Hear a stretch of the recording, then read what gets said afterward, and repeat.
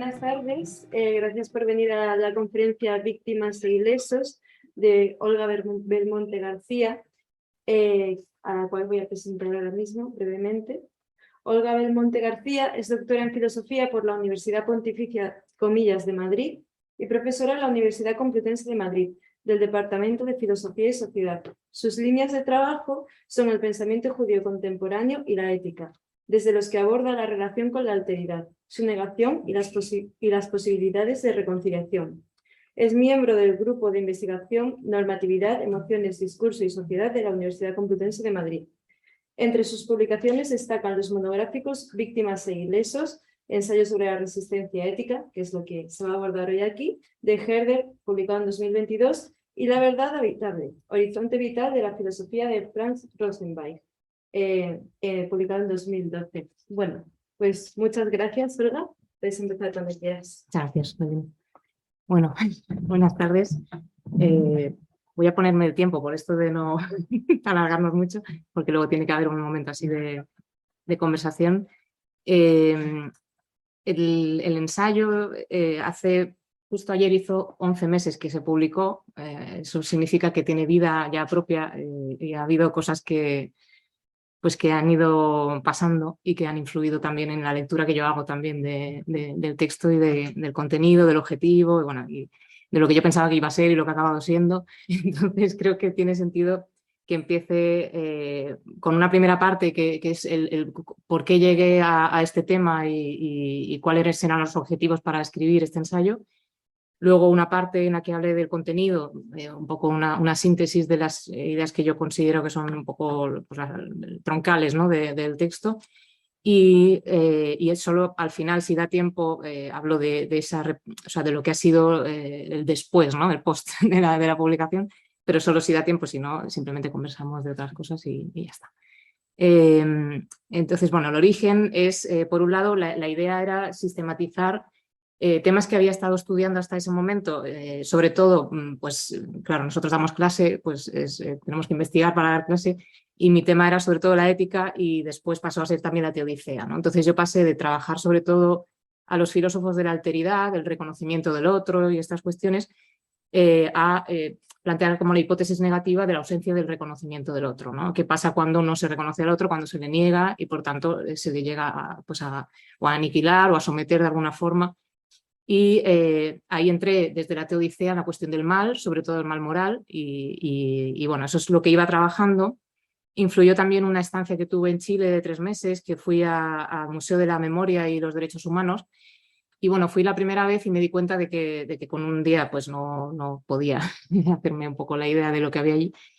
Y sobre todo me impresionó, lo que fui haciendo fue ir una vez a la semana a ese lugar mientras estaba allí esos 3 meses, y a la vez que está el Museo de la Memoria hay exposiciones temporales, ¿no? Entonces, una de las exposiciones que había en ese momento era de Jorge Tacla, que se titulaba Identidades ocultas, y a mí me impresionó mucho el entrar en esa exposición y bueno, se llamaba Identidades ocultas, eso me hablaba como de la persona, ¿no? y de la interioridad de la persona, pero de repente lo que yo veía ahí eran como escombros, ¿no? Entonces era la sensación de entrar en una especie de lugar en ruinas, ¿no? Y eso a la vez que estaba viendo el museo, la parte en donde se describe la tortura, me hizo como ver que al final la tortura lo que deja a la persona es como en ruinas, ¿no? Como una situación de un templo que ha sido profanado, ¿no? Entonces tenía esa sensación de, por un lado, entrar en ese museo con mucho pudor, por entrar a ver situaciones de sufrimiento muy graves, y luego a la vez la sensación de entrar como en un templo sagrado, ¿no? Y esa sensación de como que hay que descalzarse, ¿no? Cuando uno entra ahí. Y entonces mi forma de asomarme a esta cuestión de las víctimas y a ese sufrimiento de las víctimas es desde ahí, desde esa sensación de pudor y de estar entrando en un terreno que no hay que hay que llevar cuidado con cómo entramos, ¿no? Y el contraste también fue porque yo estaba en esa situación, ¿no? de intentar ver qué pasaba ahí, y pasó una pareja en ese momento, que esto lo cuento en el ensayo, ¿no? Pasó una pareja que después de ver toda la zona de la tortura, que para mí era la más difícil, ¿no? Esa descripción del infierno, de lo que ellos vivían, de repente la pareja dijo, bueno, sí, pero es que eran comunistas, ¿no? Como intentando justificar que estas cosas al final se tienen que hacer por algo, ¿no? Y entonces me conectó con una cuestión que es el tema de los ismos, ¿no? De cómo los ismos, pues el comunismo o tal, nos acaba separando porque vemos lo que representamos, pero no quiénes somos. Y entonces justificamos determinados atentados contra las personas, ¿no? También influyó que años después me llamaron para participar en un ciclo sobre el mal, sobre las víctimas, y entrar un poco en sus testimonios, ¿no? Analizar un poco los testimonios de las víctimas. Y esto fue un ciclo que se hizo en distintos CaixaForum de España, creo que fueron 4, durante 2 años, con José María Esquirol. Y bueno, al final se hizo un podcast de esta, y es como al fin, bueno, es una hora de un poco resumen de estas ideas, ¿no? Y esto en cuanto a lo que yo quería sintetizar, ¿no? Eso que había estado trabajando y desde esa sensibilidad, ¿no? Que creo que la sensibilidad ha sido importante a la hora de asomarme a estos temas. Y luego una dificultad que cada vez soy más consciente, lo era cuando escribía, pero también ahora, es que cuando estamos en el contexto académico, el trabajar con testimonios de víctimas es complejo, porque es como si la víctima tuviera una autoridad moral, pero no una autoridad académica, claro. Entonces, ¿cómo escribir un texto académico a partir de testimonios de víctimas? Esto es complejo y plantea una cuestión filosófica de cómo a partir de testimonios podemos elaborar pensamiento filosófico, ¿no? Eso para mí fue una dificultad de entrada porque quise escribir un artículo científico y fue imposible porque me decían, esto no es un artículo, esto es un ensayo. Y entonces a partir de ahí dije, bueno, pues un ensayo. Y entonces escribí el ensayo, ¿no?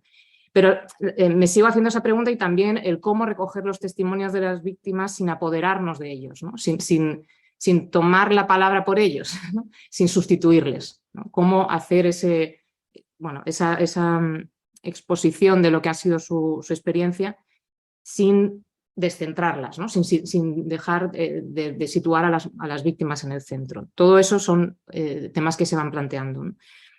Yendo ya al contenido, a los objetivos, por qué quise escribir un tema como este, sobre un tema como este, la sensación era que cuando hablamos del sufrimiento, del mal moral, lo que veía es que cuando hablamos de las víctimas hay una especie de sospecha previa, yo no sé si es una sensación que tengo en España o si pasa en otros sitios, ¿no? Pero como que antes de saber lo que significa ser víctima ya sospechamos de las víctimas en muchos contextos, ¿no? Como la sensación de, bueno, es algo querrá, ¿no? Si quiere que sea reconocida como víctima será por algo, ¿no? Porque va a obtener algún tipo de beneficio o lo que sea. Veía que siempre estaba un poco por delante la sospecha.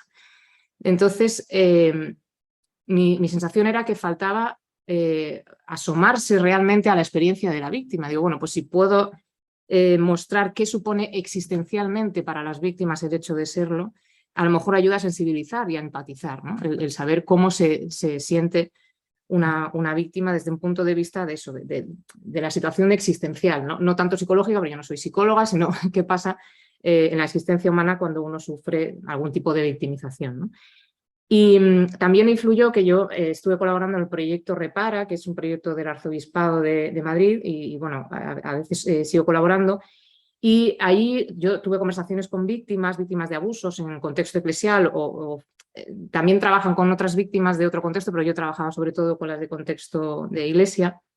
Y ahí en esas conversaciones con víctimas que querían hablar con quienes estábamos en la parte formativa, no en la parte de atención terapéutica, porque como he dicho, yo no me dedico a atender de forma ni como escucha ni como terapeuta a las víctimas, pero sí una reflexión a partir de sus vivencias, ¿no? A las que han salido un poco de esa situación.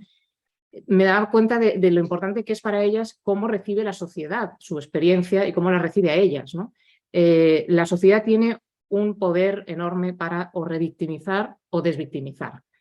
Entonces, también hay la sensación de necesitamos más información sobre este tema, sobre lo que significa para las víctimas ser víctimas, para que la sociedad no incida todavía más en el sufrimiento de las víctimas, no añada todavía más dolor, ¿no? Y, por otro lado, no quise centrarme en unas víctimas en concreto, aunque yo estuviera en ese momento trabajando con las víctimas de abusos. La idea del ensayo era como algo anterior, ¿no? Vamos a hablar de las víctimas viendo qué hay de común, si puede haber algo común en el hecho de lo que llamo las víctimas morales. Me refiero a las víctimas que lo son porque alguien las convierte en víctimas, no porque son víctimas por algo fortuito, un accidente o algo así, sino porque hay alguien que está tratándolas de una determinada forma que las victimiza, ¿no? Entonces, ¿qué hay de común en las víctimas morales? Ese era un poco el objetivo. Pero si hablamos de tipos de víctimas, sí que veía, por ejemplo, que Primo Levi, cuando habla de las víctimas, se refiere a 3 tipos, ¿no? Los hundidos, los salvados y los herederos. Y viendo esa descripción, ¿no? Los hundidos, que eran los que mueren, ¿no? Por ejemplo, en la Segunda Guerra Mundial, ¿no? Los campos de concentración, cuando mueren eran los hundidos, los salvados son los que logran salir de esa situación, y luego los herederos como las generaciones posteriores y tal. Y yo decía, sí, pero no todos los de las generaciones posteriores somos víctimas. Entonces, me parecía que era una forma de diluir lo específico o la especificidad de la experiencia de las víctimas si todos nos consideramos víctimas herederas, ¿no? O sobrevivientes, como dicen algunos, o supervivientes, ¿no? Que todos somos supervivientes de aquella experiencia.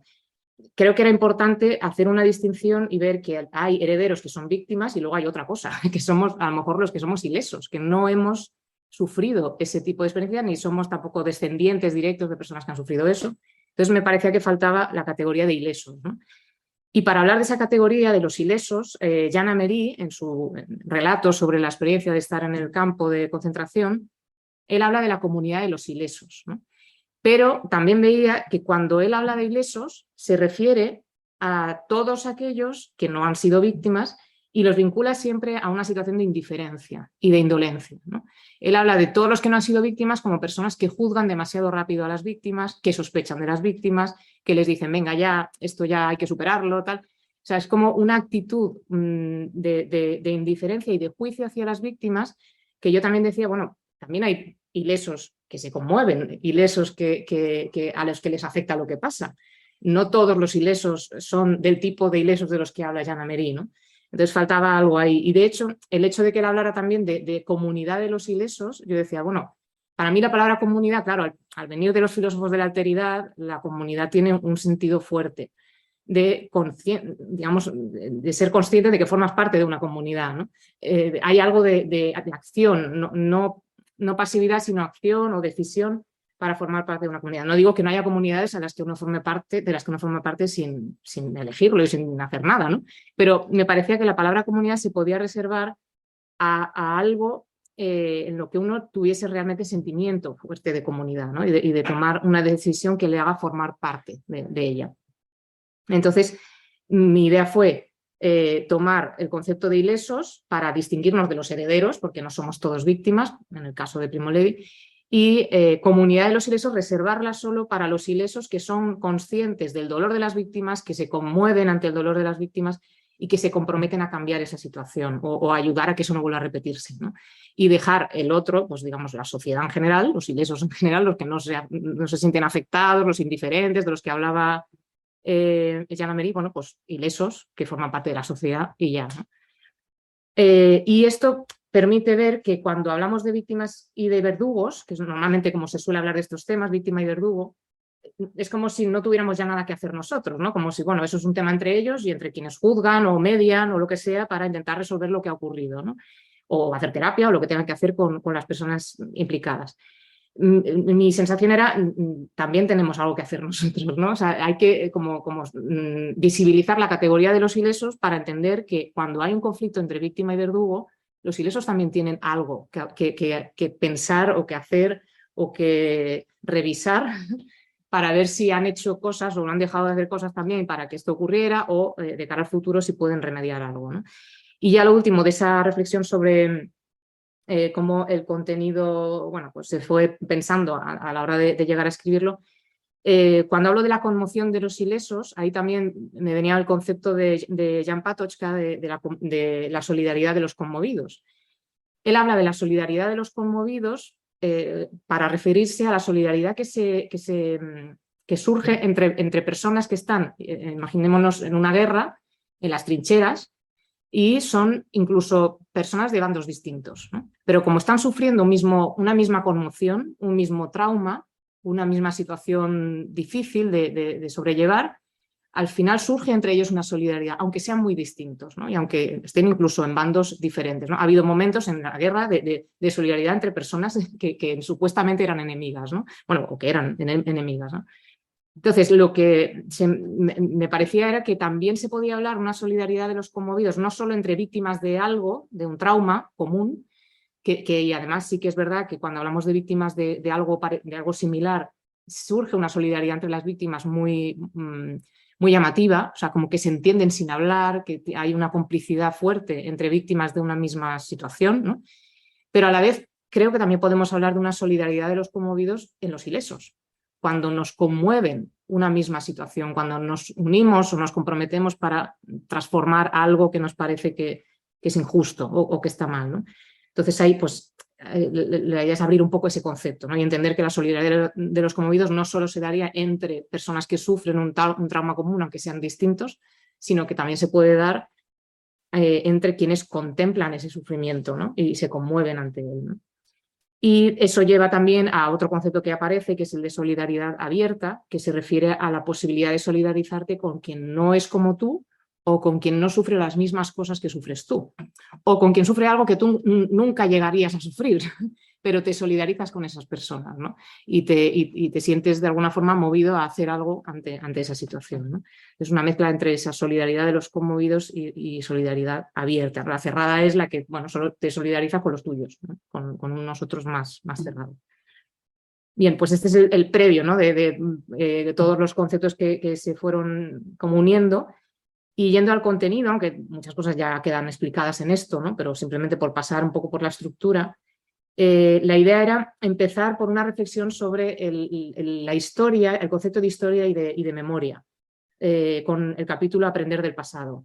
¿Por qué? Pues porque muchas veces el mirar a la historia puede hacerse de muchas formas, ¿no? Y había que aclarar, por un lado, la idea de que comprender no es justificar, como dice Hannah Arendt, o sea, que comprendamos lo que ha ocurrido en la historia no significa que lo justifiquemos. Por otro lado, la idea de que recordar no es remover heridas, como se dice mucho en España, o entiendo que en otros sitios, pero en España se dice mucho, eso de que recordar es remover cosas que ya se supone que están ahí, cerradas y sanadas y tal, pues no es cierto. Si las cosas no se hablan, si no entramos en esas heridas, si no las reconocemos, para empezar, no se pueden sanar. Entonces, el mirar al pasado, el recordar, es fundamental para poder sanar esas heridas, ¿no? Y esa idea de aprender del pasado, sin justificar, tiene que ver con reconocer que algo ha sucedido, y eso tiene que ver con la verdad, ¿no? Y el derecho también de las víctimas a la verdad, todas estas cuestiones.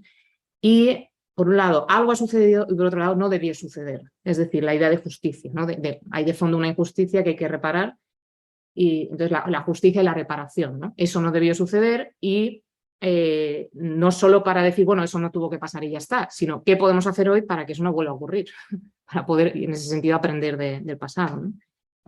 En un segundo capítulo, que es para mí el central, es el de los testimonios del horror, que es donde nos centramos en las víctimas, ¿no? En la reflexión sobre la situación de las víctimas morales, como he dicho antes. Claro, hay en el fondo la idea de que las víctimas morales sufren por algo que es evitable, porque es una persona a la que les ha conducido a esa situación, o es un sistema o una situación social. Entonces, si es evitable, asomémonos a ello para ver qué podemos hacer, ¿no? Para ello hay que partir de los testimonios, y ahí aclaro que los testimonios a veces están hechos de palabras y a veces de silencios. El otro día estábamos hablando del tema de los silencios, ¿no? En los testimonios, porque a veces no hay palabras, hay otras formas de expresar. Pero lo que os decía de algo similar en todas las en los relatos de las víctimas, en la experiencia de las víctimas, si partimos de que el ser humano lo que necesita para existir inicialmente es sentirse de alguna forma acogido o protegido, porque si no se muere, ¿vale? Esa protección inicial que todos necesitamos, que es una necesidad fundamental, si la situamos, por ejemplo, en la casa como una imagen, ¿no? La casa como ese lugar antropológico fundamental en el que nos sentimos acogidos, ¿no? Los rasgos de esa casa serían la protección, la familiaridad y la proximidad. Eso es lo que necesitamos inicialmente para poder vivir: protección, familiaridad y proximidad, inicialmente y a lo largo de la vida también, ¿no? ¿Qué le ocurre a la víctima? Pues como dice Jeanne Amery, el primer golpe en la tortura, porque Jeanne Amery lo que sufre es tortura, el primer golpe lo que le enseña a la víctima es la idea de que el mundo no es tu casa. Entonces pasamos de esa necesidad de protección de la casa a la sensación de que el mundo no es tu casa. La víctima se queda sin patria, podríamos decir, ¿no? Pero sin patria en muchos sentidos, ¿no? Entonces vamos viendo cómo esa ausencia de patria puede tener un sentido físico si hablamos de ausencia de casa, ¿no? Cuando una víctima pues, ha tenido que marcharse o se la han llevado de su casa a donde sea, o son refugiados o lo que sea, ¿no? Hay una ausencia de patria física en algunas de las víctimas. En otros casos, esa ausencia de patria física se traduce también corporalmente. Si una persona sufre abusos, el cuerpo, que es un lugar físico en el que uno vive, es un cuerpo profanado. Entonces, la víctima de abusos siente que en su propio cuerpo no está en casa, porque se siente impura, porque siente asco, por lo que sienta, ¿no? Entonces, esa ausencia de patria física también se puede producir desde el punto de vista de no sentir que el propio cuerpo ya te pertenece, ¿no? Es como que ha sido, pues eso, profanado de alguna forma. También hay una ausencia de patria lingüística, podríamos decir, cuando las víctimas se quedan sin palabras. Ven que no hay palabras para poder expresar lo que han vivido. Eso también es una ausencia de patria lingüística, ¿no? De lengua, de palabras, de lenguaje para poder decir. Puede llevarlas a silencio o puede ocurrir que olviden lo que han vivido y tampoco entonces puedan narrarlo. Puede haber gente que no quiera escuchar, ¿no? Que a lo mejor sí tienen palabras pero no tienen con quién hablar de estas cuestiones. Pero sí se repite mucho esa idea de que el lenguaje no permite hablar de estas cosas, ¿no? Jana Meri dice, yo puedo describir mi tortura, pero no mi dolor, ¿no? Hay cosas que son indescriptibles, ¿no?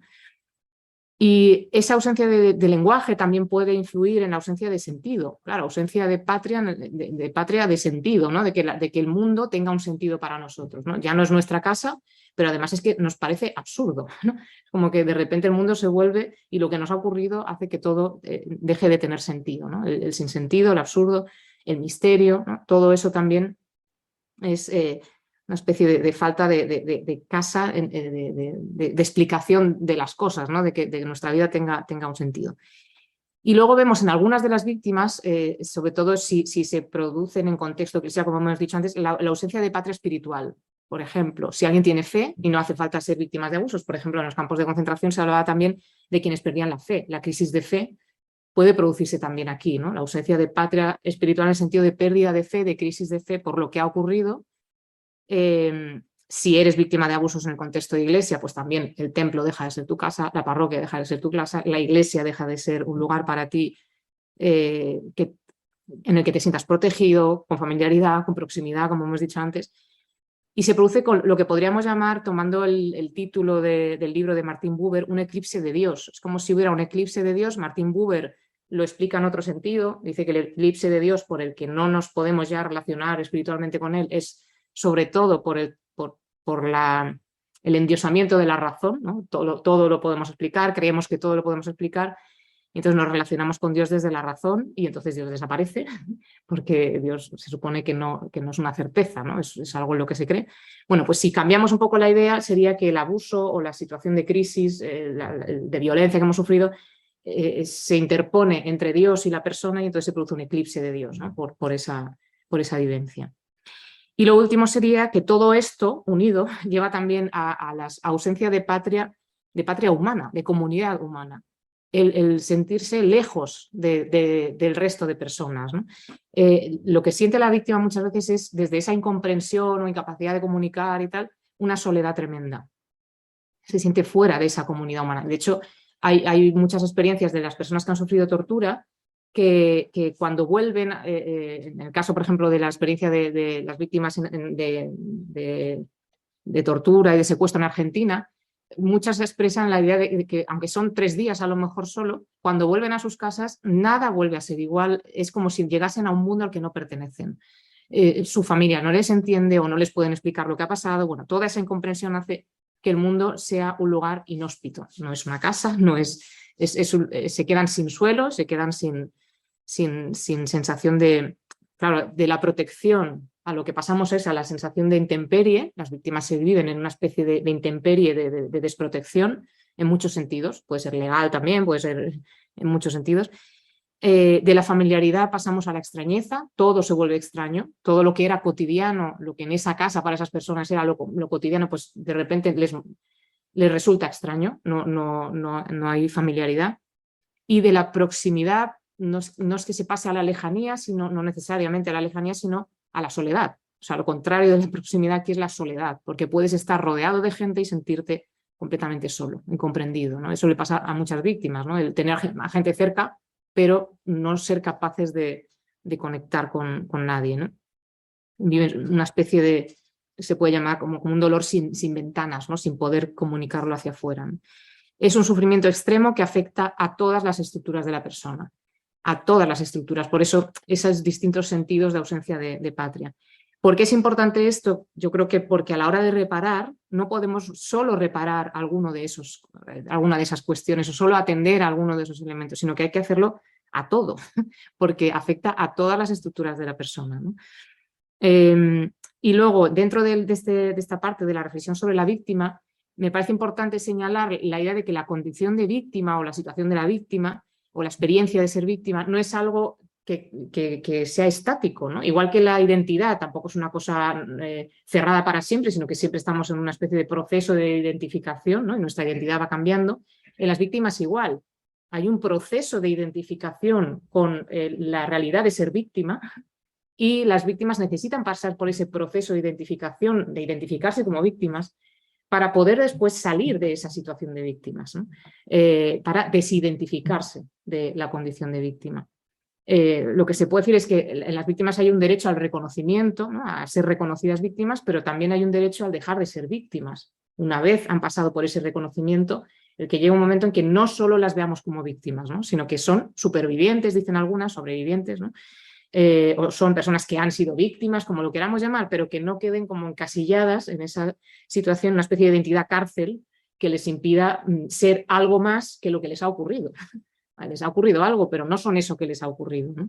Entonces, la condición de víctima es ese proceso, y en ese proceso de identificarse como víctima y desidentificarse de esa experiencia de víctima, el testimonio es fundamental. Como puedan darlo, como puedan expresarlo, pero el que en algún momento puedan expresar lo que dice Lucía Ogando, subir a la palabra, ¿no? Lo que estaba detrás de los ojos, como es el título de un libro, ¿no? De una de las mujeres de las que hablo en el libro, ¿no? Detrás de los ojos o en el cuerpo, ¿no? Lo que estaba en el cuerpo, subirlo a la palabra o subirlo a algún tipo de expresión, que no tiene por qué ser la palabra, representación, lo que sea, pero sacar fuera eso que ha sido la experiencia para poder verlo de alguna forma desde fuera, ¿no? Y reconstruir luego la propia identidad que ha sido dañada en el pasado, aceptándola, ¿no? Viendo eso que hay ahí, aceptándolo, respetándolo, sin avergonzarse, que muchas veces sienten culpa, sienten vergüenza, pues sin avergonzarse y precisamente respetando lo que han sufrido, ¿no? El reconocer que han sufrido y que no deberían haberlo sufrido, ¿no? Es una identidad que en el fondo está hecha de sufrimiento, de resistencia, pero también de supervivencia, ¿no? Al final, cuando consiguen salir de ahí, ¿no? Y luego, en este sentido, es importante, me parece, hablar del victimismo, cuando hablamos de la víctima, hablar también del victimismo, precisamente para evitar que nos olvidemos de las víctimas que realmente lo son.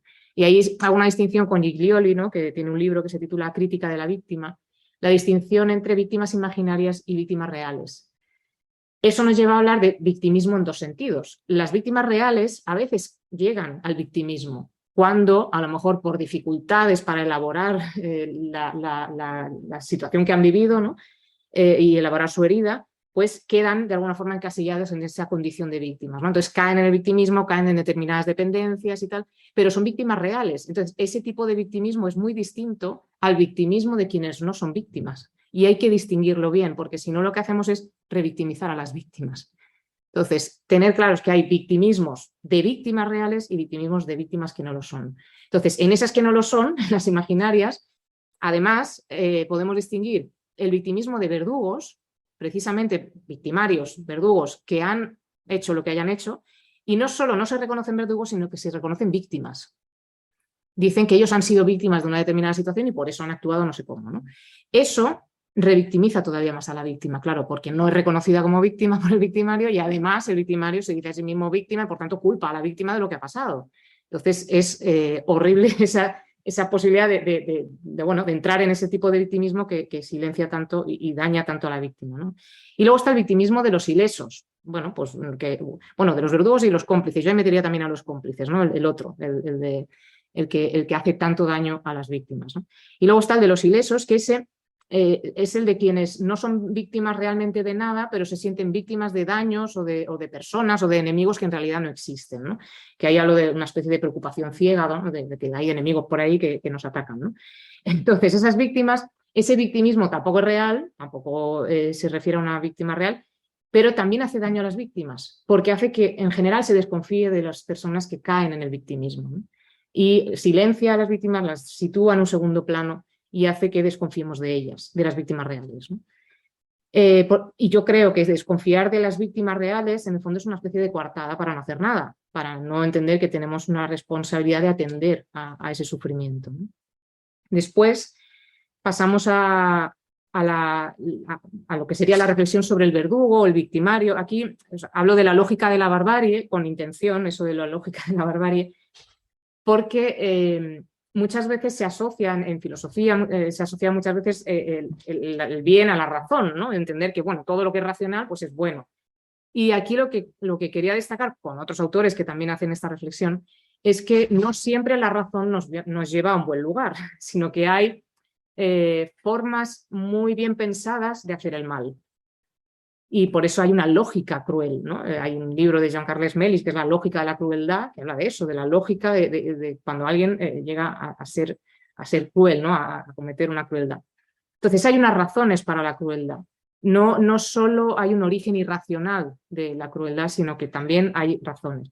El origen irracional, que podría ser pues, el sadismo o la enfermedad mental o cosas así, en realidad es un porcentaje mínimo. Si analizamos las estadísticas, las personas sádicas o las personas con enfermedades mentales que cometen crímenes o lo que sea, son mínimas. Y claro, y ahí hay otras cosas que hacer, que yo no me ocupo de eso, de lo que me ocupo es de las personas que teniendo capacidad para tomar decisiones y razonar, deciden dañar a otras personas. Ese es el objetivo, ¿no? Hay una crueldad que es una forma de dominación, en ese sentido, una forma de ejercer el poder sobre otra persona, y ahí hay estrategia, ahí hay cálculo, ahí hay pues bueno, una decisión de dominar a alguien porque nos viene bien para alguna cuestión. Pero además hay sistemas que están muy bien pensados, ¿no? Maquinarias estatales muy bien pensadas y razonadas, a las que muchas personas ordinarias se vinculan y que acaban siendo maquinarias de muerte, ¿no? Y de destrucción, ¿no? Esos son pues, muchas personas ordinarias que colaboran con males que son extraordinarios. Y ahí también hay un razonamiento y eso es lo que tenemos que intentar pensar. ¿Qué pasa ahí para que determinadas personas que son, pues como podríamos ser nosotros, puedan acabar colaborando, a lo mejor no cometiendo determinados crímenes, pero sí colaborando o justificando que ciertas cosas se produzcan, ¿no? Hablo de guerras, genocidios, terrorismo de Estado, este tipo de cuestiones, ¿no? Y ahí hay dos elementos importantes. Por un lado, el fanatismo, ¿vale? Es una cuestión que hay que analizar, que tiene que ver con cómo se viven las verdades, cómo se viven las ideas que tenemos sobre las cosas, ¿no? Y las verdades que sostienen nuestra vida también. Ahí Gabriel Marcel tiene una reflexión interesante sobre vivir identificando el ser y el tener o no identificando el ser y el tener, distinguiendo el ser y el tener. En realidad es una reflexión que sirve para muchas cosas, para analizar el consumismo y todas estas cosas, pero también si lo llevamos al plano de las ideas nos ayuda a entender el fanatismo y de hecho él hace ese análisis del fanatismo, ¿no? ¿Qué es vivir identificando el ser y el tener en el ámbito de las ideas? Pues decir que yo soy mis ideas o que el otro es sus ideas. Eso supone que si alguien cuestiona alguna de mis ideas, me está cuestionando a mí. Entonces me siento agredido o agredida. Claro, si hacemos esa identificación, cualquiera que cuestione mi forma de vivir o de pensar, lo puedo vivir como un enemigo o como una amenaza. Y entonces vivimos, si tomamos un poco la reflexión también de otro autor, de Rosenzweig, vivimos viendo los ismos, lo que os decía antes, ¿no? Del comunismo, del tal. Vemos los ismos que se supone que representamos, pero no nos vemos a nosotros. Entonces, yo cuando veo a determinada persona solo veo su ideología o su lo que sea, ¿no? O su religión o tal, y le identifico directamente con eso y no veo nada más allá. Y no creo que haya ahí una persona, sino que hay un representante de una determinada categoría, ¿no? De un ismo determinado. Y eso claro, va haciendo que seamos incapaces de relacionarnos más allá de nuestras ideas, más allá de nuestros pensamientos, ¿no? Entonces hay que revisar eso para poder vivir separando lo que somos de las ideas que tenemos. Yo no soy mis ideas. Muchas veces podemos decir, bueno, pues que me cuestionen mis ideas, pues puede venir bien, pues para que aprenda más, o para que cuestione, o para que sea más flexible, menos intolerante. Claro, es que vamos yendo a que si somos intolerantes y tal, al final podemos caer en el fanatismo, ¿no? Y luego otro elemento, además del fanatismo, es la deshumanización. Una deshumanización que se produce hacia el otro, voy viendo al otro no como una persona, sino como una cosa, como un obstáculo para conseguir lo que yo quiera conseguir, o algo que puedo usar, ¿no? En el caso del abuso, pues una cosa que se puede usar, ¿no? Pero además la deshumanización se produce hacia el otro lado, hacia mí, que deshumanizo a la otra persona o que la trato de una determinada forma, o que la torturo o lo que sea.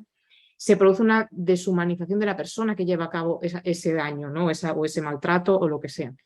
Y hace que desde esa deshumanización yo sea incapaz de empatizar también con esa persona, de empatizar con su sufrimiento. No veo ahí a una persona, pero es que además yo también empiezo a dejar de ser y de comportarme como una persona, ¿no? Y aquí, para esta relación entre el fanatismo y la deshumanización, voy a leer un pequeño fragmento, un pequeño texto de Analia Kalinek, que está en la página 102. Analia Kalinek es una mujer argentina que es hija de un genocida, vamos, que fue juzgado en Argentina por crímenes de lesa humanidad y está en la cárcel. Y ella lo que hace, bueno, pues es un análisis, una revisión un poco de lo que significa ser hija de un genocida, ¿no? Entonces, ella es parte de un colectivo del que hablo también en el ensayo, que es Historias desobedientes, porque hablan de desobedecer a los mandatos del padre, ¿no? Y a los mandatos del Estado y tal, ¿no? Entonces, ella en ese análisis quiere comprender cómo su padre, que para ella era una persona bellísima, buena, o sea, era su padre, le quería y todo, y claro, llegaba a su casa del trabajo, ¿no? Del trabajo, que era el que era, y ella pues se relacionaba con él pues con mucho cariño y tal. ¿Qué ha pasado en esa persona para que sea capaz de hacer eso que hacía siendo, además, mi padre, ¿no? Entonces, de ese análisis hay una frase que creo que recoge bien esta unión de fanatismo y deshumanización. Dice, fuiste parte de una institución que alentó y promovió lo peor del ser humano. Y te metieron odio contra personas que pensaban diferente. Y te explicaron que era necesario exterminarlos. Y te lo creíste. Y te dejaste alentar y actuaste en consecuencia. Vemos, hay un discurso sobre un otro que es el enemigo, que hay que exterminarlo.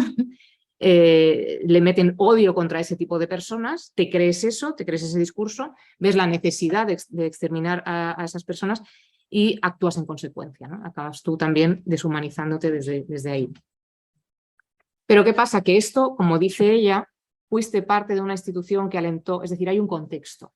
No es solo una persona que se vuelve fanática por sí misma y se deshumaniza o deshumaniza a otros, sino que estamos en un contexto que prepara todo eso. Ese contexto es a lo que me refiero con una especie de agricultura del odio, ¿no? En el sentido de que el odio se cultiva y se hace a través también de una especie de semántica bélica. O sea, aunque no estemos en guerra, pero hay palabras que preparan para la guerra, hay discursos que preparan para la guerra, que acaban viendo como normal el que acabemos matándonos unos a otros, ¿no? Porque hay años previos de discursos políticos o lo que sea, que nos acaban señalando a los enemigos, señalando a quién tenemos que odiar, a quién hay que deshumanizar, y nos vamos viendo como en esa necesidad de tener que salvar algo matando a alguien. Entonces, eso es lo que también tenemos que analizar. ¿Cuáles son esos discursos, esa semántica bélica, ese contexto que va preparando, contexto de odio, que va sembrando el odio de forma que lo va diseminando por todas partes y al final germina y se produce... Es como el terreno que prepara la barbarie, ¿no? La situación de barbarie, ¿no? Es un cultivo que yo creo que se puede revertir, o sea, que igual que cultivamos el odio, podemos cultivar otro tipo de relaciones, ¿no? Y otro tipo pero claro, eso hay que hacerlo, no simplemente que estas cosas pasan y ya está, sino que hay que mover hacia otro lugar, ¿no? ¿Qué es lo que pasa en ese contexto para que acabe ocurriendo este tipo de cosas?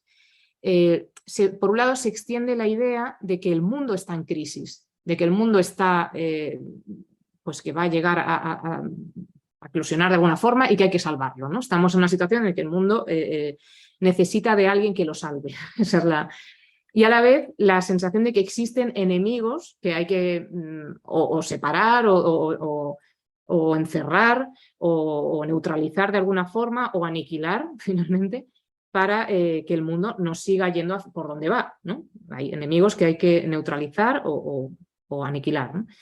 Y a la vez se consideran a sí mismos algunos los salvadores, los que tienen, digamos, la meta de salvar el mundo de esa situación, ¿no? Esos tres elementos, un mundo, una idea de un mundo que está destruido y o que está en crisis y que hay que salvar, una categoría de enemigos, de personas que son las que vamos a deshumanizar y odiar porque son las causantes de esa situación, y al final un grupo de personas que se consideran las salvadoras, que se sacrifican por esa redención del mundo que sienten que tienen que hacer ellos, ¿no? Podemos ser parte de los salvadores, de los que se consideran salvadores, o podemos justificar a los salvadores y entender que hay que darles poder, que hay que apoyarles, que hay que dejarles hacer, justificar lo que hacen, porque en el fondo están salvando al mundo, ¿no?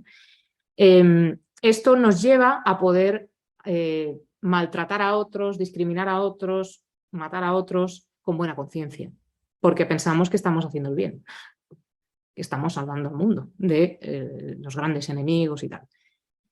¿Qué pasa? Que este discurso al final se parece mucho al de quien realmente quiere hacer el bien. Entonces, ¿cuál es la diferencia entre quien realmente quiere salvar al mundo de quienes hacen daño y quienes parece que lo quieren salvar, pero lo que están haciendo es acabando con él? La clave es lo que hemos dicho antes, el fanatismo y la deshumanización.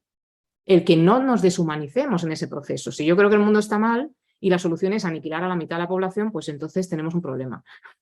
Pero si no deshumanizamos y no caemos en el fanatismo, sino que reconstruimos el mundo de otra forma y entendiendo que nadie es quien para decidir quién tiene que vivir o no en ese mundo, pues las formas son distintas, ¿no? Entonces las claves tienen que ver con cómo nos tratamos, si nos humanizamos o deshumanizamos en ese camino, ¿no? Y ya lo último sería el último capítulo, que es el más propositivo, lo otro es como más descriptivo, este es más propositivo, que es el de la resistencia ética, es decir, cómo resistir a esto, o sea, cómo revertir la situación, ¿no? Y ahí es donde entra la cuestión de la comunidad de los ilesos, al tomar conciencia como comunidad de ilesos de que somos nosotros que nos conmovemos ante una determinada situación, ante el sufrimiento de las víctimas, ante la crueldad, la barbarie. Y ese conmovernos no se queda ahí, sino que además lleva al compromiso, a comprometerse, a responder ante la situación de las víctimas y solidarizarse con ellas, como hemos dicho antes, ¿no? Desde esa solidaridad de los conmovidos y tal. Y la propuesta entonces es la resistencia ética. ¿Qué es esto de la resistencia ética? Aquí, bueno, la influencia es claramente Levinas, José María Esquirol, hay por ahí autores que señalo que están de fondo. Es decir no a la barbarie, es decir, esto no tiene que ocurrir, no tuvo que ocurrir y no debería ocurrir ahora, y cambiar las condiciones que pueda haber ahora que anuncien otra posible barbarie, ¿no? Y eso es un no a la situación que consideramos injusta y un sí a una situación que podamos considerar justa. Es decir, en el fondo es una lucha por la justicia, ¿no? Y la responsabilidad de la que hablo aquí no es una responsabilidad culpable o necesariamente culpable, es decir, no se inaugura en el pasado, has hecho algo y por tanto eres responsable, culpable, sino una responsabilidad que se inicia cuando tomas conciencia del sufrimiento de las víctimas. Por tanto, es una responsabilidad tomada de Levinas que tiene que ver con responder ante la llegada de alguien que sufre, ¿no? Responder en el sentido de hacerse cargo, no ser culpable, sino hacerse cargo de la situación de alguien que está necesitado de ayuda, ¿no? Esa resistencia ética tiene que ver también con la desobediencia, pero entendida la desobediencia como el obedecer a algo, ¿vale? Desobedecemos a algo para obedecer a otra cosa, pero sí que hay un momento de desobediencia, de decisión, de separarse de lo que todo el mundo puede a lo mejor estar haciendo, el decir no a determinadas normas injustas, a determinadas situaciones que nos parecen injustas, tomar decisiones personales. Ahí introduzco una reflexión sobre la decisión que es muy importante, porque muchas veces lo que hacemos es poner excusas, ¿no? Por eso hablo del sujeto sin coartada. No tener coartada es no decir, no, es que todo el mundo hace esto, no, es que es ilegal si no hago no sé qué. Bueno, a veces lo legal no es lo moral, y entonces hay que hacer reflexiones en ese sentido sobre sobre el sentido de la desobediencia, ¿no? Para abrir lo que podríamos llamar una especie de cortafuegos, ¿no? Cuando empieza a haber chispas que empiezan a incendiarse, bueno, pues abrir cortafuegos desde decisiones personales que rompan dinámicas, ¿no? Que digas, no, yo esto no lo voy a hacer, me niego a tal, aunque tiene sus consecuencias, claro. Y luego, otra actitud importante, la de vigilia. Yo prefiero hablar de vigilia y de cuidado más que de vigilancia y control, ¿no? Digamos, de pasar de la vigilancia y el control, que es algo muy típico del Estado, digamos, ¿no? Vigilar, controlar, a que nosotros mismos estemos vigilantes en el sentido de la vigilia y del cuidado de las instituciones y del cuidado de las personas, para ser avisadores del fuego, en el sentido que dice Benjamin, ¿no? O otros autores también, avisadores del fuego para detectar esos momentos en los que podemos estar cultivando ese odio que decíamos, ¿no? Luego, en esta resistencia también no hay que olvidar lo que decíamos de las víctimas. No es solo yo escucho el testimonio de las víctimas o leo el testimonio de las víctimas y ya desde ahí aprendo del pasado y veo lo que hay que hacer, sino que hay que seguir atendiendo a las víctimas. Reconocer a las víctimas, atender a las víctimas y atenderlas en el sentido de revertir lo que antes hemos dicho, revertir ese exilio, ¿no? Esa ausencia de patria, que tiene que ver con lo que decimos de están a la intemperie, ¿no? Están con esa sensación de estar desprotegidas, con la extrañeza de un mundo en el que no se sienten en su casa y que se sienten solas, ¿no? Pues revertir todo eso. ¿Y cómo se hace esto? Pues tomando también, pues, por ejemplo, la filosofía de Levinas, ¿no? El convertirse en morada para el otro, ¿no? El convertirse en casa, el acoger, ser hospitalarios con el sufrimiento del otro en ese sentido, convertirse en morada para el otro, o como dice Tilesum, ser bálsamo para sus heridas, pues realmente querer escuchar, querer atender a estas personas y ofrecerles consuelo, ¿no? De esa situación de falta de suelo en la que estaban, pues ofrecerles consuelo, ser empáticos con su vivencia, no hacer como que no ha pasado nada, ¿no? Sí que ha pasado y bueno, y tolerar la posibilidad de que la persona te cuente lo que ha pasado, ¿no? Y luego no solo patologizar la atención a las víctimas en el sentido de, bueno, te vas a terapia y te arreglas tus cosas y ya está, sino colectivizar la respuesta ante ese dolor. Y ese colectivizar la respuesta es solidarizarse, o sea, e intentar cambiar las cosas y entender que lo que ha sufrido la víctima no solo se resuelve si la víctima se va a arreglarse sus cosas ella sola, sino si socialmente no revictimizamos y ayudamos a lo que decía al principio de desvictimizar, ¿no? Ayudarles a salir de esa situación de víctimas, ¿no? Hay muchas víctimas para las que es más sanador escuchar un relato común, una historia parecida a la que han vivido, que tomar una medicación.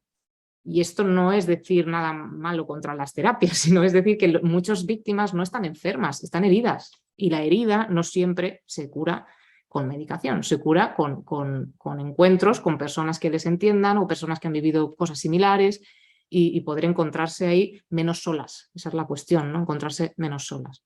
Me viene lo que dice Graciela Feinstein, ¿no? De encontrar compañía en las preguntas. Yo lo que necesito es entender que estas preguntas que yo tengo, pues no me las hago yo sola, sino que se las hace otra gente, ¿no? Y atender también a los victimarios. No solo estar pendientes de las víctimas y tal, sino también de posibles victimarios, posibles verdugos, para detener esas dinámicas de destrucción o de violencia o de criminalización o de discriminación o de abusos.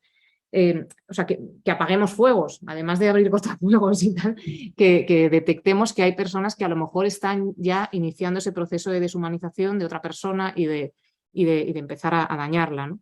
Entonces, estar también pendientes de cómo tenemos que actuar, no solo ante las víctimas, sino ante posibles verdugos o victimarios que tengamos cerca, ¿no? Y por último, por añadirle a esto algo que creo que está de fondo, pero que hay que explicitarlo, una especie de deber de esperanza, ¿no? y de prometernos, como dice Hannah Arendt también, ¿no? Prometernos un mundo distinto, ¿no? En el fondo, educar es contribuir a eso, a que nos prometamos un mundo distinto al que conocemos, ¿no? En lo que tiene de malo, ¿no?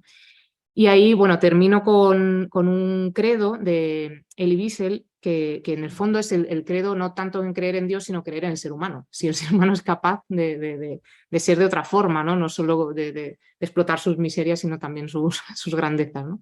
Y también últimamente leo mucho pues, a Chantal Maillard y por esto de que no solo la razón nos ayuda, bueno, también los poemas ayudan a veces a expresar cosas y tal, bueno, no siempre ayudan, pero también son buenos para los que leemos más ensayo. Y hay unos versos de Chantal Maillard que dicen, hay como un sueño esperando ser soñado justo detrás del dolor, ¿no? También esa idea, ¿no? Bueno, pues detrás del dolor tenemos que seguir soñando, permitirnos un poco esa esperanza, ¿no? O ese deber de esperanza que dicen algunos, ¿no?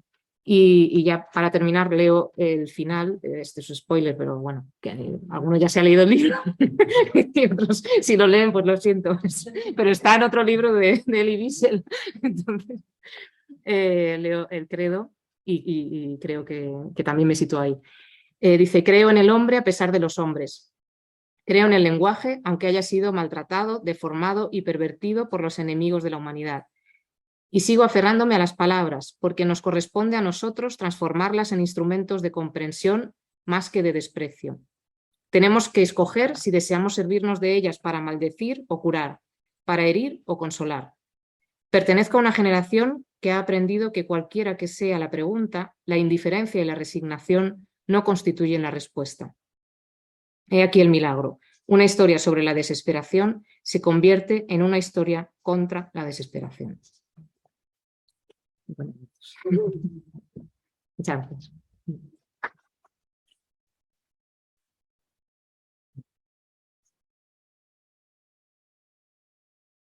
Bueno, habíamos hablado, Belén, de las preguntas, de empezar por los que estáis aquí, quienes estáis aquí, y luego ya si, como hay gente conectada, pues si alguien quiere hacer preguntas.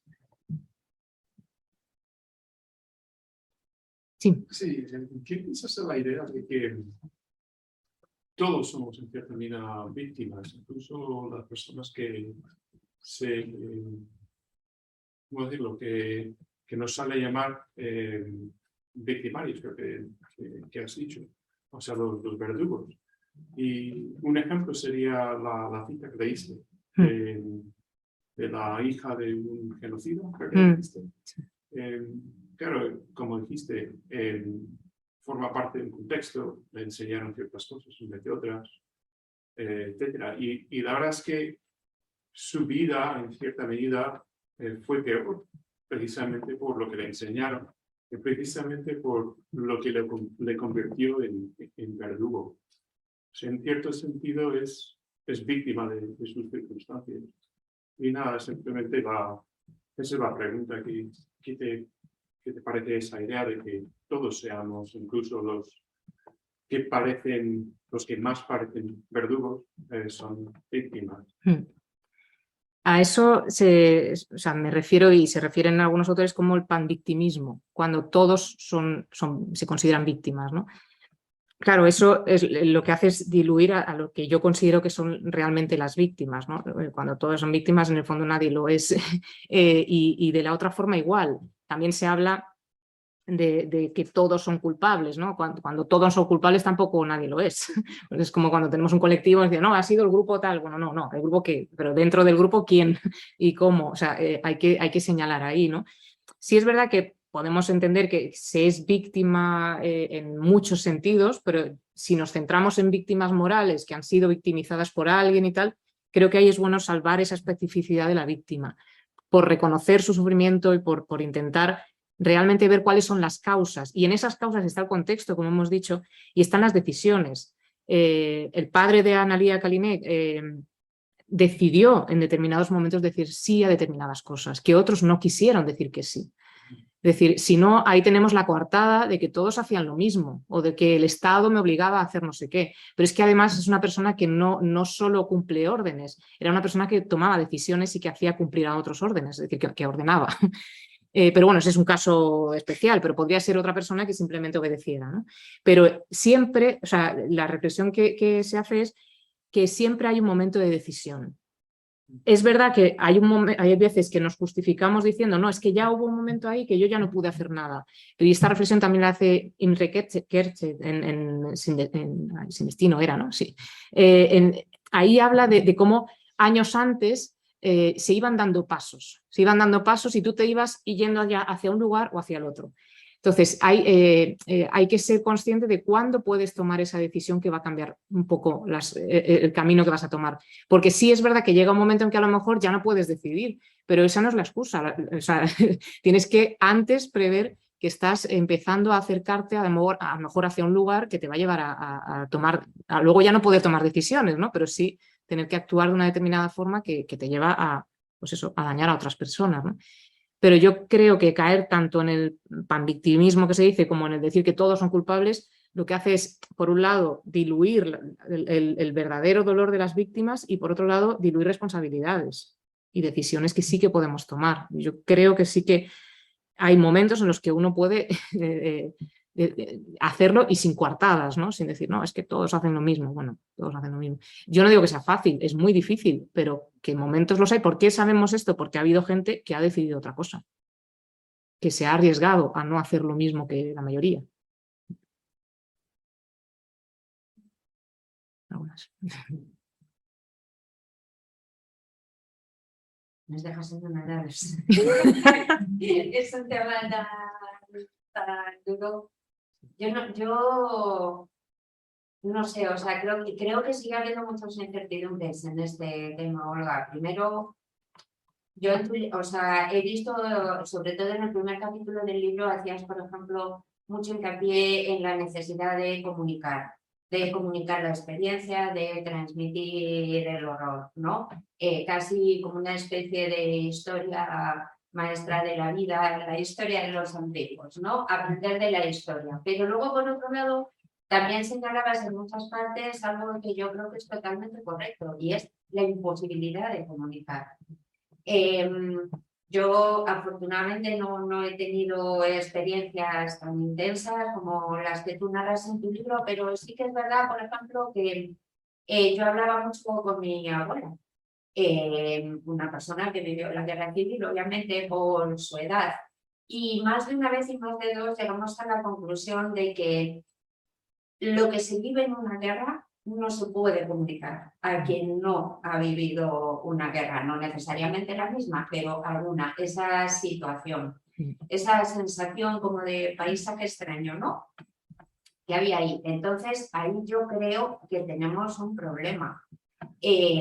También porque en algún momento creo que hablabas, yo como historiadora tengo esta deformación de ver mi disciplina ahí donde aparece, de la necesidad de hacer una historia objetiva. No sabes dónde te metes ahí. Para empezar, la gran mayoría de los autores actuales o de la historiografía actual te negaría la posibilidad misma de una historia objetiva.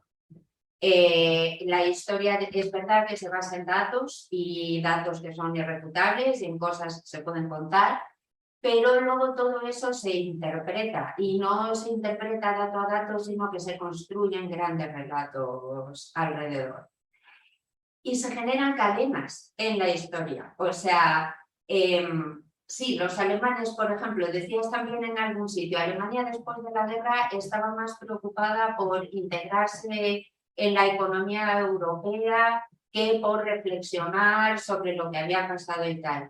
En esto no puedo estar de acuerdo contigo. Yo me eduqué en colegios alemanes en los años 60 y 70 por mi edad, o sea, te quiero decir que hacía 20, 30 años casos del fin de la guerra. No estaba tan lejos. Mis profesores, de hecho, la mayoría habían sido niños y adolescentes durante la guerra. No llegaron a ser combatientes por la edad, pero bueno, habían vivido la guerra. Yo te diría que en Alemania hubo un proceso interno de intento de reconstrucción y de comprensión de lo que ahí había ocurrido importante. Ahí tienes libros, El lector, por ejemplo, magnífica novela, vamos, que lo refleja muy, muy bonito y ese tipo de cosas.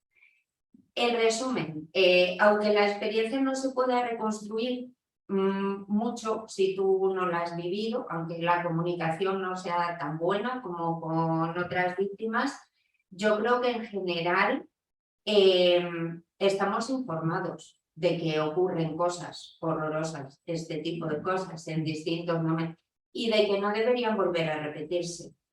Tenemos en la actualidad en Occidente poblaciones alfabetizadas al 90%, al 95% y disponemos de Internet. Cualquier persona de hoy puede informarse sobre un proceso que está en marcha, sobre unos cambios que se proponen, sobre los programas de un partido político que se presenta a unas elecciones. Y sin embargo, pues no aprendemos, eso parece. Quiero decirte, como tú muy bien dices, no se debe quitar la responsabilidad a las personas. Y cuando ocurren cosas como lo de Estados Unidos o lo de Brasil, hace poco este tipo de historias, no debemos olvidar que el 50% de esas poblaciones está muy de acuerdo con determinadas ideologías y con lo que proponen. Ideologías muchas veces exclusivas, muchas veces, o sea, sin embargo, ahí están. No son personas ignorantes, no son personas manipuladas. Bueno, ¿qué es estar manipulado realmente? Cuando puedes acceder a información de todo tipo de... No sé. Muchas gracias. Es lo que me ha suscitado leer tu libro, Sí. pues yo te lo cuento. Han sido todas estas reflexiones. Me quedé con un poco de más sabor de boca porque efectivamente creo que la esperanza es muy necesaria y yo no la veo. No la tienen. Gracias, Sandra. Una cuestión, sí que, vamos, hablo del tema de la verdad, no sé si hablo de verdad objetiva, pero sí el derecho a la verdad, ¿no? Que se dice en el tema de las víctimas, pero consciente de que los testimonios son subjetivos, o sea, que hay verdades subjetivas que se van como encadenando, como dices tú, ¿no? Y que al final el relato de la historia no es objetivo como tal, pero es como polifónico, ¿no? O sea, como muchas voces, pero la tarea que está por hacer, por ejemplo, o sea, por lo menos en España, ¿no? Que es alguno de los ejemplos que ponía, era que realmente lleguemos a un relato polifónico de consenso, el que se esté de acuerdo, eso no existe. Eso no significa que tengamos la seguridad de que esa es una verdad objetiva, porque la verdad objetiva no, pues eso, es inalcanzable. Y luego otra cuestión, en el tema de cómo lo gestionó Alemania, en realidad esa parte, o sea, se refiere a cómo Jan Amery vive esta situación él como víctima de un campo de concentración en Alemania. Su sensación como víctima era que los ilesos, de los que habíamos hablado al principio, no estaban preocupados en absoluto por las víctimas, estaban preocupados por sacar el país adelante.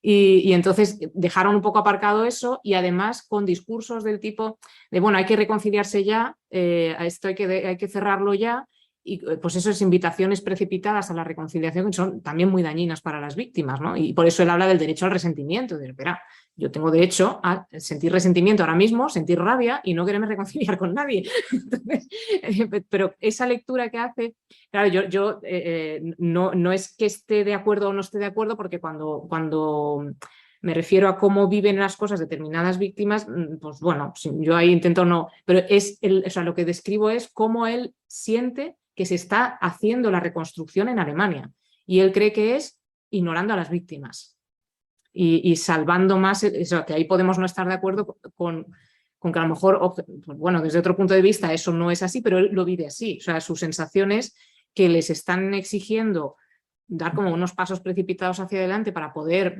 cerrar la historia y seguir andando hacia adelante, cuando él como víctima dice, bueno, es que nosotros necesitamos otros ritmos, otros tiempos y otros gestos también, ¿no?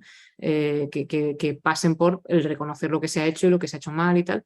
Y él no sentía que en ese momento se estuviera haciendo. Otra cosa es que después sí que se había hecho y que Alemania está en otro lugar y que en muchas cosas pues podríamos aprender de Alemania también, de cómo se hacen las cosas, ¿no? Eso sí. Luego estoy de acuerdo en lo de que hay una especie de paradoja, ¿no? entre lo importante que es el relato de la historia para sanar heridas y a la vez lo difícil que es tener un relato, o sea, dar testimonio, pero eso es así, o sea, y hay que asumir que el tema de la ausencia de información o de testimonios, o porque hay víctimas que han desaparecido y no pueden contar lo que han vivido, o porque, no pueden, o porque lo han olvidado, o por lo que sea, eso está ahí, pero hay que intentar, en la medida en que se pueda, Y luego eso, que no solo hay testimonios de palabra, que también puede haber, pues eso, representaciones, o obras, creaciones o lo que sea, o vidas que te dan un poco idea de lo que ha pasado ahí, ¿no? Incluso el olvido, fíjate qué curioso, que tengo amigos japoneses que no entienden mucho lo que ellos llaman nuestra verborrea respecto de estos temas. Todo el día dándole vueltas al holocausto, todo el día patatán, y que hay que escuchar, y que hay que escuchar. Ellos consideran, en general los japoneses, nunca hablan de Hiroshima ni de Nagasaki. Y lo que ellos me decían es que ellos pensaban que efectivamente esas cosas no debían volver a ocurrir, debían olvidarse, debían borrarse. Su forma de resistencia a esto era no hablar de ello, precisamente. Claro, eso le ocurre a muchas Desde el víctimas punto de vista social. que necesitan para sobrevivir el silencio y el olvido, pero otras no. Entonces el tema es qué necesita cada víctima o cada contexto, también por cómo sea el contexto. Eso es. Y no sé si alguien... Sí. Primero, darte las gracias, enhorabuena por haber escrito el libro y habernoslo resumido, porque es verdad que a los que somos ajenos a esta materia, pues a veces nos cuesta. Pero yo te quiero preguntar porque parece que el libro, como que sin querer, vamos siempre a las víctimas. Y a mí me da la curiosidad si has profundizado en algún tipo de ilesos. Porque ilesos podemos ser todos, pero hay algunos más ilesos que otros. Y quizá me estoy refiriendo a aquellos ilesos que están los que toman conciencia, los que se conmueven. Luego están los que se ponen de perfil, pero también hay algún tipo de ilesos que contribuyen en cierta forma a generar una opacidad determinada en situaciones que no solamente revictimizan, sino que además ellos incluso se ponen en la situación de víctima por denuncias falsas y demás. Ese tipo de ileso que él se considera ileso y que además lo reivindica como tal, me llama la atención porque creo que no sé si has profundizado en él en este libro o si tienes algo escrito sobre este tipo de personas que, como has dicho, que has hecho algunas cosas para el proyecto Repara, Sí. pues en el ámbito eclesiástico creo que es en lo que quizá encaje más a lo que me estoy refiriendo, ¿no? Sí. En lo que no solamente te hago, eres mi víctima, sino que yo contribuyo a generar una opacidad constante con una estructura determinada, precisamente para eso, para que en el momento en que tú te atrevas a hablar de lo que te ha pasado, se va a ir silenciando de tal forma que hasta se te va a responsabilizar por haberlo contado y además después de responsabilizarte yo me voy a sentir ofendido porque crees, tener esa postura como también defensiva, ¿no? Que impide luego, por supuesto, llegar a la verdad, a oír y a reparar mi te cuento. ¿Qué nos podrías decir de ese tipo de ilesos? Porque a ver los hilos.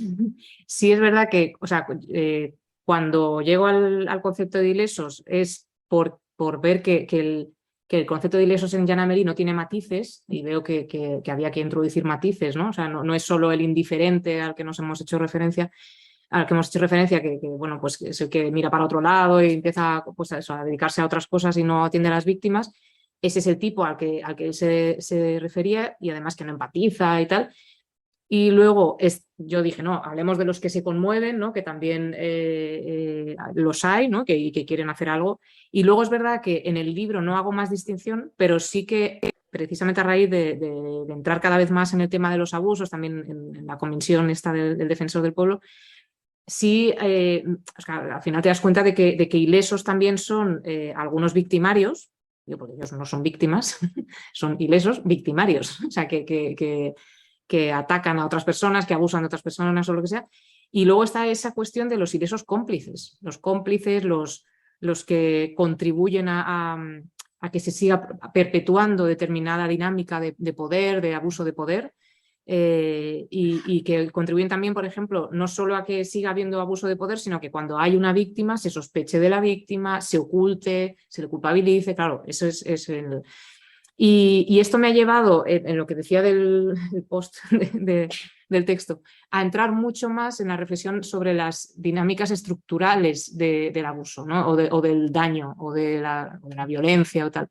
Yo hay una nota al principio, una nota al pie del ensayo que digo, las víctimas morales son solo pues eso, las que han sido victimizadas y tal, y no me refiero a las que lo son por, pues a lo mejor por una catástrofe natural y cosas de esas. Y digo, aunque si ahondamos un poco más en esto, también hay decisiones morales de las personas que llevan a pensar que hay victimarios que están detrás de determinadas catástrofes y situaciones que aunque nos parezcan del cambio climático tal ya, pero es que hay decisiones políticas que están influyendo en que tal, y ahí también hay víctimas morales. O por ejemplo, cuando se me han acercado víctimas de las residencias de ancianos, sobre todo durante la pandemia, que hemos hablado de ese tema, claro, ahí podemos decir, no, fue una pandemia, fue un virus, fue tal que hizo que esto al final muriera tanta gente en las residencias. Claro, estas personas no se quedan contentas, dicen, no, aquí hay personas que han tomado decisiones, que tenían responsabilidades y que no han asumido determinadas cosas y han decidido lo que han decidido y eso ha llevado a determinadas muertes, ¿no?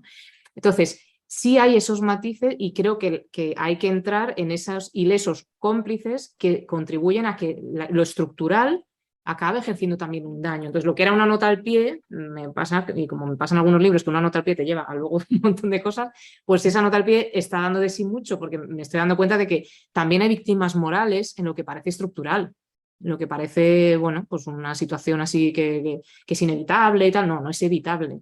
Y luego, en la situación, por ejemplo, de la Iglesia, es una institución en la que hay una jerarquía y hay unas determinadas estructuras y unas determinadas dinámicas que favorecen que se produzcan abusos de poder, que abusos de poder son la base de cualquier luego tipo de abuso, de conciencia espiritual, sexual, tal.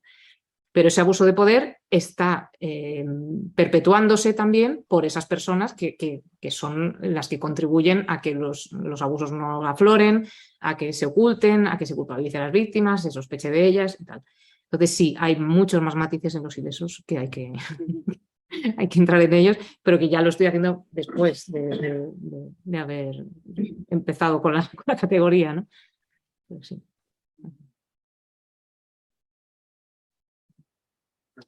Gracias. Gracias. ¿Hay más? Y si no...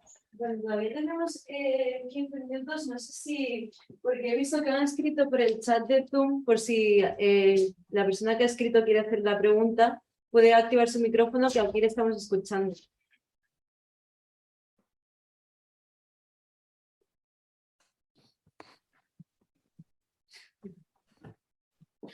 Sí, hola.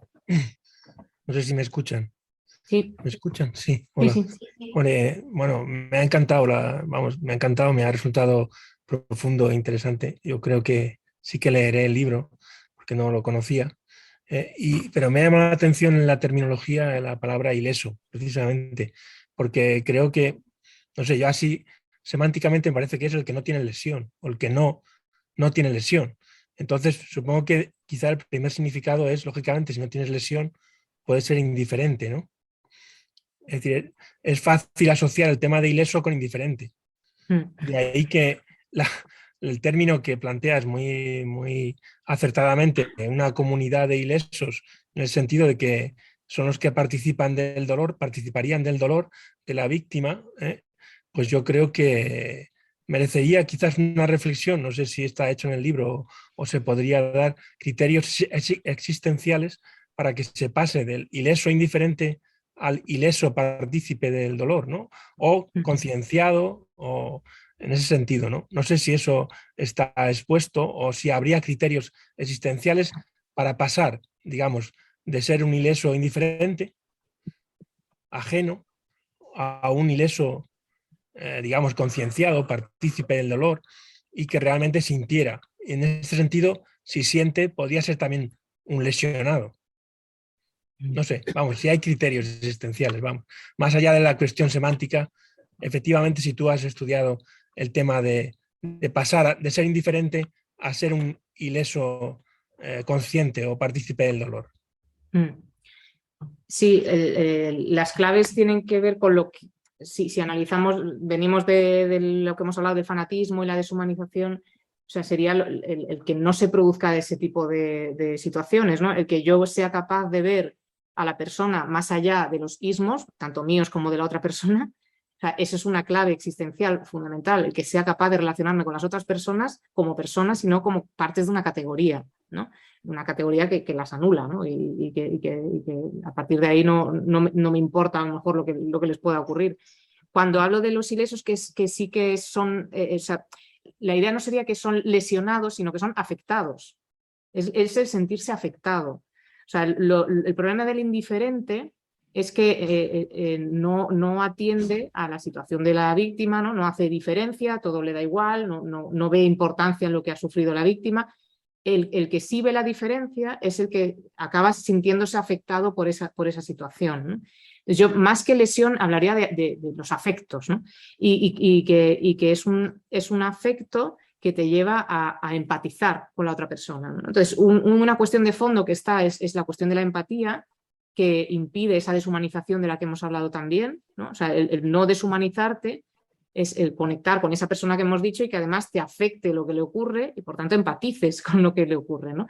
La empatía es fundamental en el texto, pero es verdad que esto me lo dijo Graciela cuando escribí el prólogo, dice, vale, sí, pero ¿cómo se llega a ser empático?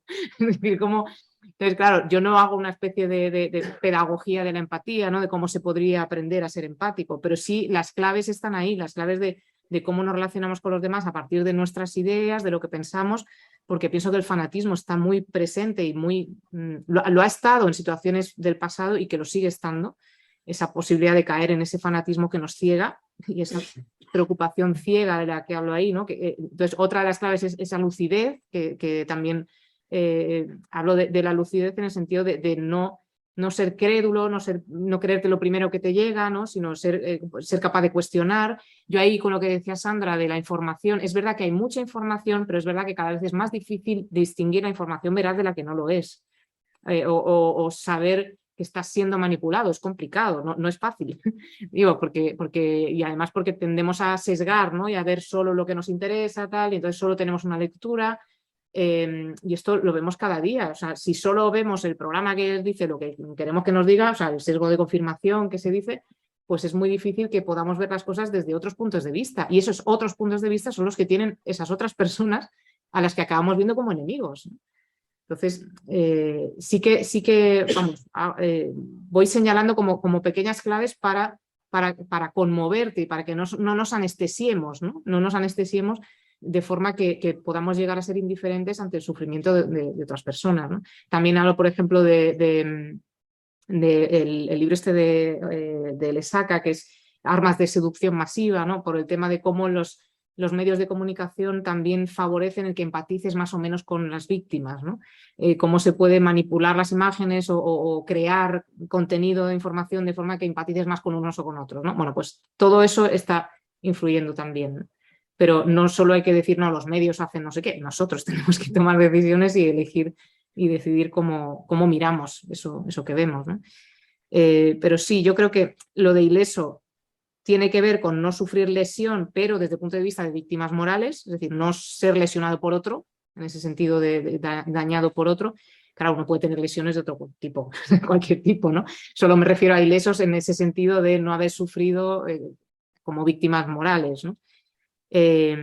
Y me iría más que al ser lesionados, si nos duele el dolor de otro, a ser afectados, ¿no? En ese sentido. Bien, muchas gracias. Nada.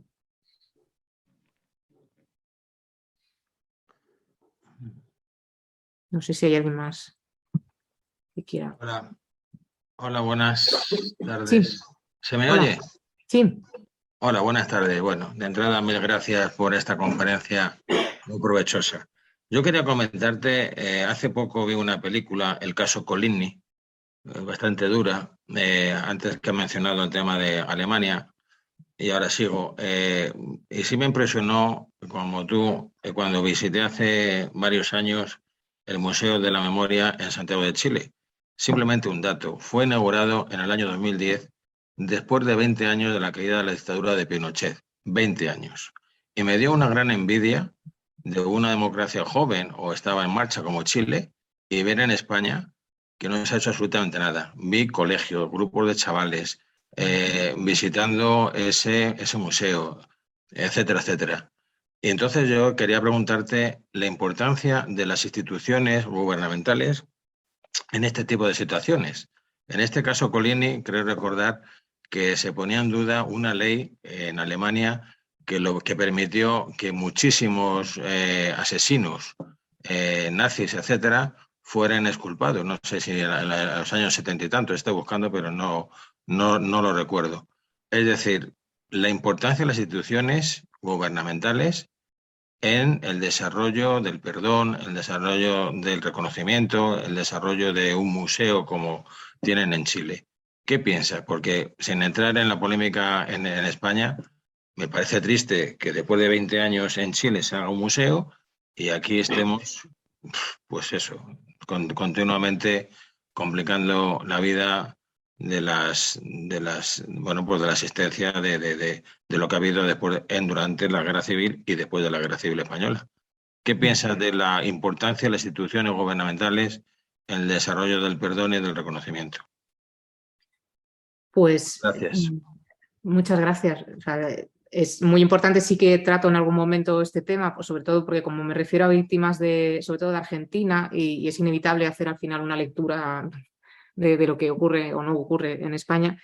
Sí es cierto que en España se optó en un primer momento por silencio y olvido, ¿no? Es decir, bueno, pues vamos a intentar restablecer o tener una democracia así a corto plazo, pero sí se ve, y se ve en otros países, ¿no? Que con el tiempo es necesario, lo que decía al principio, de revisar eso que ha ocurrido para intentar sanarlo. No lo hemos sanado en realidad, o sea, y muchas de las cosas y de las polarizaciones que hoy en día tenemos en España tienen que ver con esto. Entonces, el papel de las instituciones gubernamentales es esencial para que esto en algún momento se aborde y se aborde, pero no, o sea, es una cuestión política, pero que no habría que politizar en ese sentido.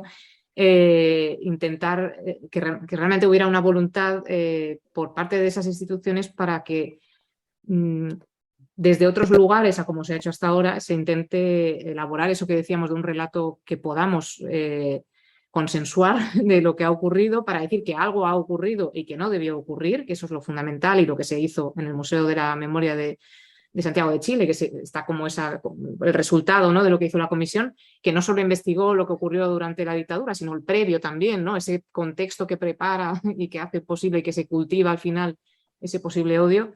Eso también hay que analizarlo, ¿no? ¿Qué pasó ahí para que al final hubiera personas que vieran como la solución el aniquilar a otras, ¿no? Eso aquí nos ha hecho, yo a veces la sensación que voy teniendo es como que igual que una persona, una víctima necesita tiempo para poder elaborar y poder afrontar determinadas situaciones traumáticas, a lo mejor pues un país también lo necesita, y luego estamos viendo, o sea, y es otro tema en el que también he ido entrando, que a veces se necesita el paso de una generación, o sea, porque de una generación a la siguiente hay como silencio, ¿no? En la imposibilidad, o porque no quieres hacer daño a tus hijos o lo que sea, no narras lo que has vivido, pero sí a lo mejor de abuelos a nietos se empieza a hablar. Entonces en Argentina, por ejemplo, los hijos de los que fueron víctimas o de los que fueron genocidas han iniciado procesos de acercamiento, de conversación entre ellas, víctimas de un lado y de otro, o sea, víctimas de terrorismo y víctimas del terrorismo de Estado, ¿no? y de lo que previamente también pues había la violencia por parte de los montoneros, bueno, víctimas de todo tipo que se han ido reuniendo para hablar. Entonces yo creo que hay una necesidad, por un lado, de hacer algo, eso sí, que las instituciones tienen que ser responsables a la hora de no politizar este tema, que es político, pero que no hay que politizarlo y no llevárselo cada uno a su lado. Y luego la sociedad también hacerse un poco cargo en ese sentido de la situación y que veamos que es necesario empezar a hablar del tema, porque todavía hay mucha gente en España que piensa que hablar del pasado es reabrir heridas y que no lleva a ningún lado y que mejor el silencio y el olvido. Hasta que no seamos conscientes de que eso no soluciona nada, pues seguiremos. Entonces, también hablo de que a veces está la coartada de no, es que nosotros no somos políticos, es que nosotros no podemos solucionar, no, pero es que sí tenemos mucho que hacer como sociedad, sí podemos colaborar para que el clima sea distinto y sea un clima que permita abordar el tema por fin. Y a veces hay víctimas que necesitan 30 años, 40 años para hablar del tema, pues a lo mejor como sociedad también necesitamos ese tiempo, ¿no? Muchas gracias, Olga. Muchas gracias. Muy guay. Gracias. Gracias.